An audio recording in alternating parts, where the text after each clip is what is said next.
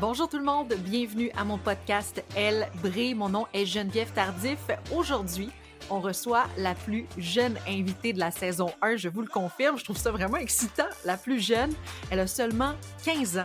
Elle s'appelle Cassandre Prosper. C'est une étoile montante du basketball féminin.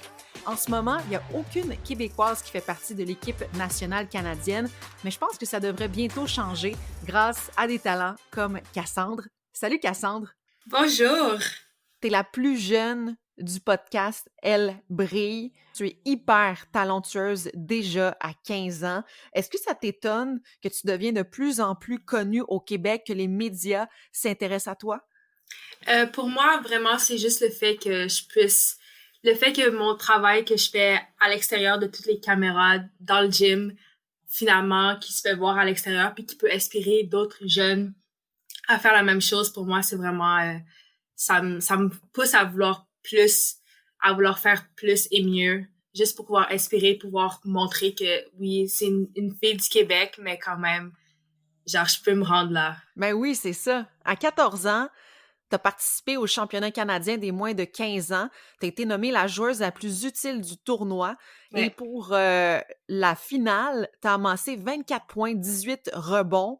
Est-ce que c'était ton plus beau moment en carrière? Et sinon, est-ce que tu as d'autres beaux moments que tu aimerais nous parler? Je pense que c'est un des moments, c'est vraiment en haut dans tous mes moments les plus Ben préférés. oui. Juste parce que, je veux dire, le fait que j'ai gagné MVP, c'était vraiment un moment extraordinaire pour moi, personnellement, mais le fait qu'on a gagné en équipe, ça, c'était autre chose. Je veux dire, la médaille d'or, là, c'était vraiment quelque chose. En équipe, on voulait vraiment avoir, puis obtenir. Puis le fait qu'on a travaillé tellement fort durant tout l'été, le fait de l'avoir, puis de savoir que tous nos efforts ont été récompensés, c'était vraiment un moment un moment trop beau pour notre équipe. Sinon, je dirais un autre de mes beaux moments, c'est surtout l'été quand je m'en vais à des différents tournois aux États-Unis avec mon équipe d'été, Red Rush. Le fait qu'on s'en va en équipe, on s'en va aux États-Unis, on va dans des tournois qui sont vraiment bons. Puis le fait de pouvoir compétitionner contre différentes équipes des États-Unis, puis de voir notre calibre qui est différent du Canada, c'est vraiment important. Pour moi, les moments qu'on passe en équipe, c'est vraiment des belles expériences. Là, tu bouges beaucoup présentement. J'ai vu que tu as reçu une invitation pour l'équipe canadienne des moins de 16 ans. Ouais, exactement. Félicitations! Merci beaucoup. Comment tu te sentais quand tu as reçu cette invitation-là? Je me sentais vraiment bien. Je me sentais comme si, tu sais, c'est l'équipe nationale, là, je veux dire, c'est Team Canada. Tu sais, c'est comme si je me rapproche de plus en plus à mon but, à un de mes buts, dans le fond, de faire l'équipe nationale puis de pouvoir participer aux Olympiques. Et c'est quoi ce camp-là? Qu'est-ce que vous faites dans ce camp-là? On pratique différentes situations de jeu pour savoir c'est qui va faire l'équipe nationale. Dans le fond, cette équipe-là, c'est l'équipe moins de 16 ans et moins. Alors, c'est vraiment juste pour voir c'est quoi la différence de calibre, puis c'est voir c'est qui les athlètes vraiment qui se distinguent au Canada. Est-ce que tu pourrais faire partie de l'équipe nationale bientôt? Est-ce que c'est ça que ça veut dire? Ouais, exactement. Ouais. OK, OK. Donc, si tu démarques dans l'équipe des moins de 16 ans, est-ce que tu pourrais déjà aller avec l'équipe nationale? Dans le fond, l'équipe des moins de 16 ans, c'est une équipe nationale. C'est comme s'il y a genre moins de 16 ans. OK. Après ça, il y a 18 ans et moins. Puis après ça, c'est vraiment l'équipe nationale, comme l'équipe senior national, c'est l'équipe vraiment qui s'en va aux Olympiques. Mais commencer avec l'équipe nationale de 16 ans et moins, c'est vraiment un bon début pour se rendre aux Olympiques plus tard. Tu te fais déjà voir par l'équipe Canada, alors c'est vraiment un bon début. T'es comme un peu une jeune prodige du basketball. En plus, t'es Ouais. québécoise. En ce moment, il n'y a pas de Québécoise sur l'équipe nationale. Est-ce que ça s'en vient selon toi? Est-ce que vous allez être certaines Québécoises à pouvoir justement être sur cette équipe bientôt? Dans le fond, les Québécoises, nous, on a toujours appris à toujours devoir travailler plus fort, juste parce qu'on venait du Québec et pas nécessairement des autres provinces plus développées au niveau basket au Canada. Nous, on sait qu'on peut se rendre là, puis on sait que c'est plus que juste faire Team Canada, c'est le fait qu'on représente aussi notre province. Puis pourquoi tu penses que c'est moins développé au Québec? Je pense que maintenant, ça s'est tellement amélioré. Je veux dire, dans le staff de Team Canada, il y a des Québécoises. Alors, ça s'est vraiment amélioré. Et le fait que aussi, l'année passée, on a gagné, les 4 équipes du Québec a gagné aux nationaux, ça a vraiment montré à l'équipe nationale que oui, le Québec a du talent, puis le Québec sont capables de faire l'équipe nationale aussi. Mais sinon, au niveau québécois, je pense que c'est vraiment promouvoir les athlètes qui sont vraiment à un autre niveau au Québec, au niveau national. Qu'est-ce qui te démarque des autres selon toi comme athlète? Quel genre d'athlète es-tu? Je suis une athlète très polyvalente. Alors, je peux jouer les positions 1 à 5 sur le terrain. Je peux jouer en défense contre les positions 1 à 5. Mais moi, ce qui me démarque, c'est vraiment le fait que je suis tellement compétitive. Je pense que il faut que tu sois compétitif pour jouer au basket, pour jouer dans n'importe quel sport. Parce que si ça te fait pas mal de perdre, alors tu vas jamais vouloir gagner. Puis moi, ça, c'est une de mes qualités. Le fait que je veux toujours gagner, mais le fait que je veux gagner toujours en équipe. Si je gagne le MVP, je suis contente, mais si je gagne la médaille d'or, je suis encore plus contente. Parce qu'on l'a fait en équipe. Ouais, t'es vraiment une leader positive pour ton équipe aussi. Ou en tout cas, tu te considères comme une leader positive. Exactement, ouais. D'où ça vient cet esprit compétitif? À quel point t'es compétitive, mettons, là, donne-moi un exemple. Ben, ça vient de ma famille, c'est sûr, là, mais OK. je dirais, même si je joue au basket comme mon frère qui est 3 ans plus vieux que moi, puis que mon frère est 6 pieds 8, je veux quand même le battre. Même, ça me dérange pas, je joue contre qui, je veux vraiment performer comme je sais que je suis capable de performer, puis je veux juste gagner. Alors moi, mais ça vient de ma famille, je veux dire, toute notre famille, on est vraiment compétitif, alors on a toujours voulu, c'est dans mon sang. Parlons-en de ta famille. Ça vient d'où ce goût du basketball, cette passion pour le basket? Ah, ça vient de mes parents. Mes parents, les deux, ont joué à un très haut niveau au basket. Ils ont joué au cégep, à l'université. Ils ont les deux joué à l'université de Concordia. Ma mère a fait l'équipe nationale. Wow! Mais quand même, là! Ouais. Elle a fait l'équipe nationale. Mes deux parents sont vraiment impliqués dans ma vie de basket. Le fait que j'ai des parents qui ont tellement joué à un haut niveau, ça me permet aussi d'avoir un IQ de basket qui est tellement plus élevé parce que ils m'expliquent des concepts que je serais pas supposée savoir à cet âge-là, mais je le sais parce que eux, ils ont joué à un haut niveau. Puis ton frère aussi joue au basket, non? Ouais, mon frère, mon frère, il joue au basket à Clemson, en Caroline du Sud en ce moment. C'est vraiment une bonne université, ça, non? Pour le basket?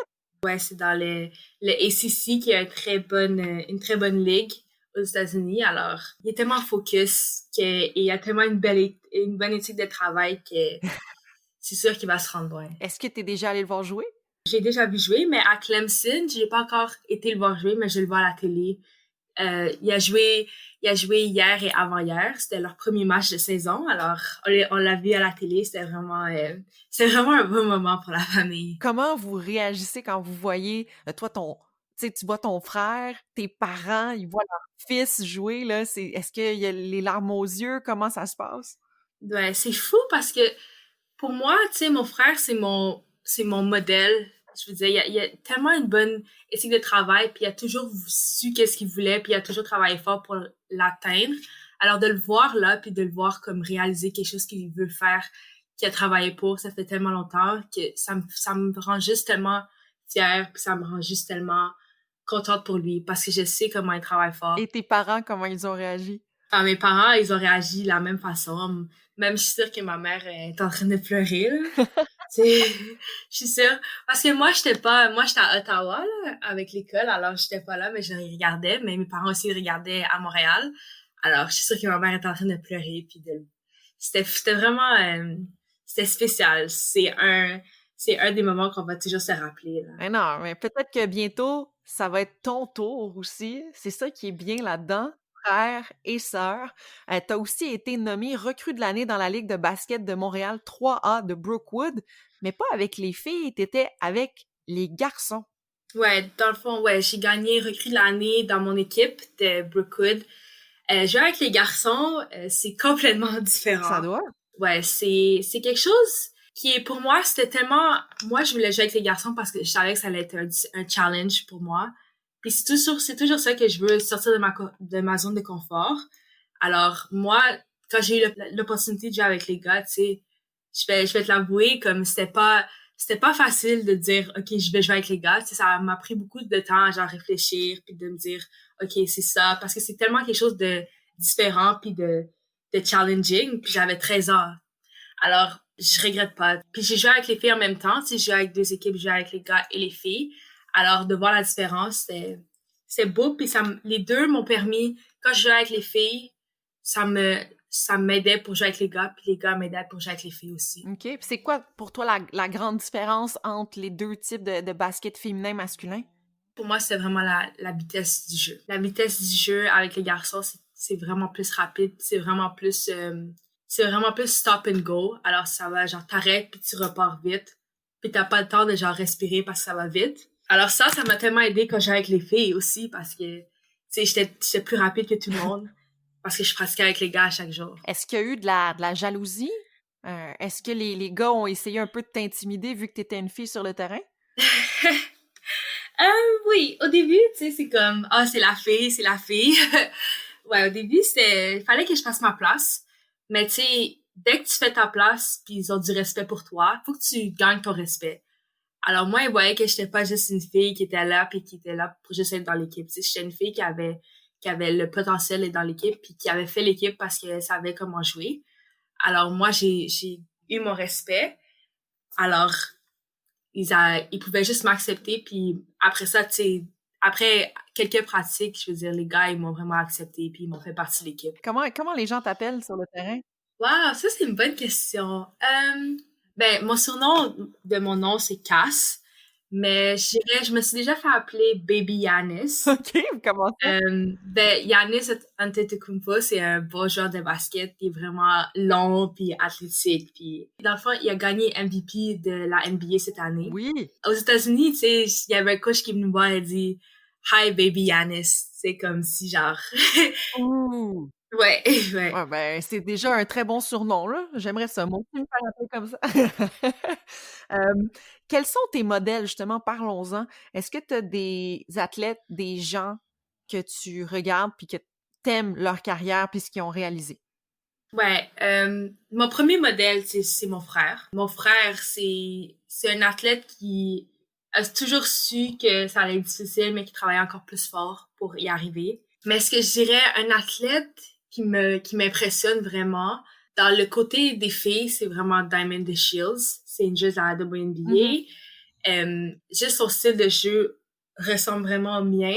Ou le mien, mon style de jeu ressemble vraiment au sien. Alors, je la vois comme une modèle parce que je peux m'améliorer sur les choses que elle fait bien, que moi, je peux incorporer dans mon jeu. Mais du côté de la NBA, c'est vraiment Kevin Durant. KD, parce que KD, je veux dire, il peut faire tout. Il peut shooter, il peut driver, il peut jouer dans le post, il peut faire tout. Puis c'est un joueur tellement polyvalent. Ouais, je pense que t'aimes ça aussi, ben, la polyvalence, évidemment. Et quand je regarde, tu sais, tu joues avec les gars, tu joues avec les filles, tu voyages un peu partout aux États-Unis. Tu sais, t'as pas beaucoup de temps, on dirait, pour toi. Est-ce que t'as dû faire des sacrifices aussi? Tu sais, t'es adolescente. Est-ce qu'il y a des choses que t'as pas fait que t'aimerais faire aussi? C'est toujours les amis, tu sais. Il faut vraiment avoir des amis qui comprennent ton sport puis qui te supportent.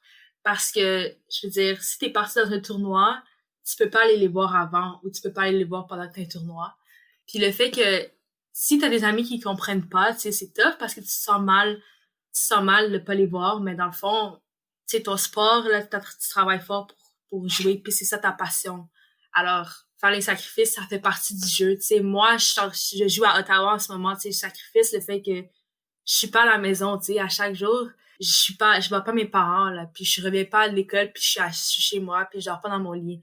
Mais j'ai tellement un bon entourage, puis j'ai tellement accès à des bonnes ressources à Ottawa que le sacrifice, je vais le faire, puis je le referai toujours. C'est des sacrifices qu'il faut être prêt à faire, parce que je te dirais comme il y a 2 ans, je serais peut-être pas prête à faire ce sacrifice, mais ça prend aussi beaucoup de maturité. Ben, je le sens, tu sais, je te vois pas, là, mais je le sens dans ta voix, et ce que tu dis, que t'es très mature pour ton âge. Tu sais, le basketball, c'était la passion de tes parents. Est-ce que toi, c'est devenu quand une passion pour toi? Tu sais, est-ce que c'est tes parents qui t'ont poussé à jouer au basket ou c'est toi qui as dit, moi, je veux jouer au basket, je veux essayer, puis t'as commencé à aimer ça? Comment tout ça s'est déroulé? Ça, c'est... Dans le fond, moi, le basket, j'ai joué parce que... J'ai commencé à jouer parce que mes parents, ils ont toujours été dans le basket. Alors, c'est juste un sport que j'ai joué au basket. Puis c'est juste un sport qu'il fallait que je fasse, que j'essaye. Mais pour moi, le basket, j'ai toujours aimé le jeu, mais je te dirais que...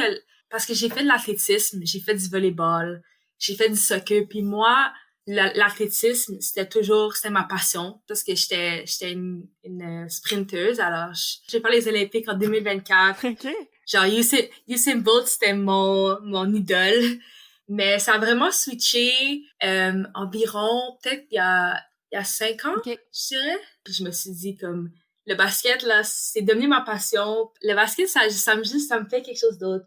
Ouais, ça donne un sens à ta vie. Ça donne un sens à ce que tu fais. Puis mes parents étaient contents, bien sûr, là.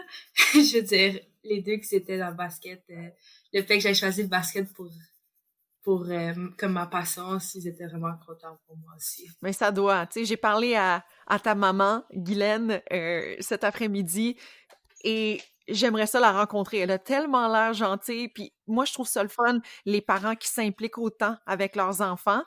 Moi, j'aimerais ça être pareil avec ma petite fille. Tu sais, j'ai eu une petite fille cet été, là, mais j'aimerais ça être pareil avec elle.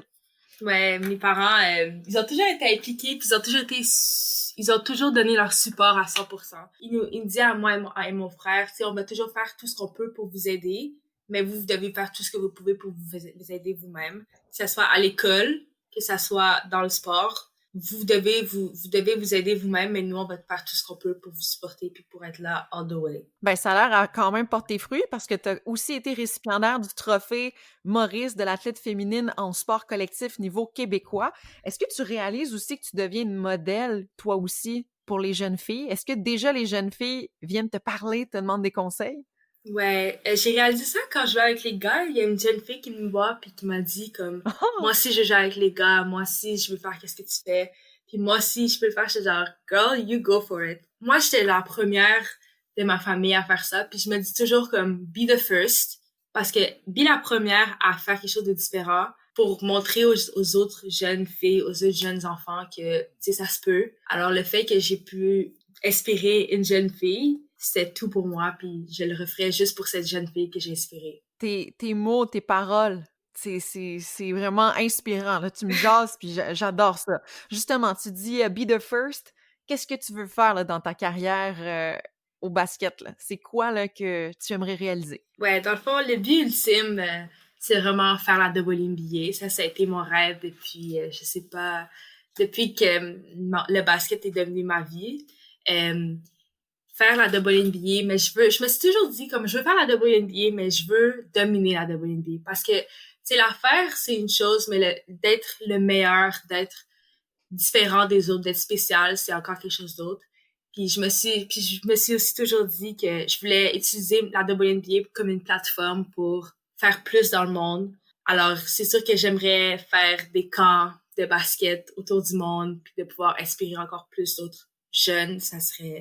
C'est dans mes buts, puis c'est dans mes rêves. Et la WNBA aussi, ils font beaucoup de progrès pour les femmes, avec notamment le salaire, les congés de maternité. C'est bien là, par rapport à d'autres sports. Moi, je pense que c'était le temps, là. Je pense que c'est bien que ça arrive maintenant, mais je pense que ça aurait dû arriver plus tôt, mais le fait que ça arrive, c'est déjà c'est déjà un progrès vers le futur. Alors, je suis très contente et fière pour ça. Absolument. Puis après ça, tu vas arriver puis tu vas faire encore plus de changements. Tu vas voir Ouais, dans quelques années. c'est ça le plan. Tu parlais des Jeux olympiques, là. Est-ce que c'est un de tes plans? Ouais, les Jeux olympiques, définitivement représenter mon pays, là, au niveau autour du monde. C'est un rêve, c'est un but. C'est définitivement quelque chose que je veux faire dans ma vie. C'est dans mon bucket list, mais c'est vraiment quelque chose que je veux faire puis que je sais que je suis capable de faire. Et là, tu dis que tu es à Ottawa. Tu étudies où? Qu'est-ce que tu fais? Ouais, dans le fond, je suis dans une académie de basket qui s'appelle Caplo Courts Academy à Ottawa. Dans le fond, j'ai switché à Ottawa juste parce que je trouvais que Ottawa, l'équipe et l'académie, c'est vraiment le fait, j'allais avoir beaucoup plus de ressources pour me rendre au niveau national. J'avais beaucoup plus de ressources pour moi dans le basket et aussi dans le plan, genre dans la vie de tous les jours. Tu sais, il y a beaucoup de personnes qui sont là pour t'encourager puis pour te donner comme une voix pour le futur. Alors moi, Caplo Courts Academy, c'est vraiment la place pour moi pour continuer mon évolution au basket. Parlons de quelque chose d'un peu plus triste, Kobe Bryant. Ouais. Qu'est-ce que ça t'a fait quand t'as su toute l'histoire de son décès, de sa petite fille aussi qui était dans l'hélicoptère? Ouais, premièrement, la première chose que j'ai faite, j'ai commencé à pleurer, là. Ah ouais, hein?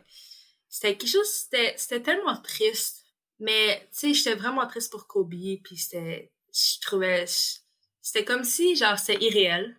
Mais j'étais vraiment, vraiment triste pour sa fille. Parce que, tu sais, je sais que Gianna, comme, je la connais pas, mais je sais que pour elle, le basket, c'était sa passion aussi, puis elle voulait faire la WNBA, tu sais, elle savait déjà qu'elle voulait aller à UConn, à l'université.